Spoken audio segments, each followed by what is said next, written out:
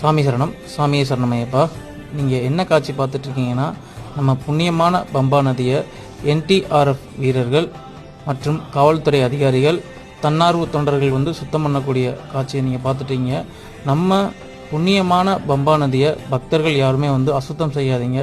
துண்டை விட்டுட்டு போகிறது, வேட்டியை விட்டுட்டு போகிறது, சட்டையை விட்டுட்டு போகிறது, அங்கேயே மாலையை கழட்டிட்டு விட்டுட்டு போய் பாவத்தை சேர்க்காதீங்க. நம்ம புண்ணியமான பம்பா நதி நமக்கு புண்ணியம் கொடுக்கக்கூடியது. அங்கே நீங்கள் ஏதாவது விட்டுட்டு போய் மேலும் மேலும் பாவத்தை சேர்த்துக்கிறாதீங்க.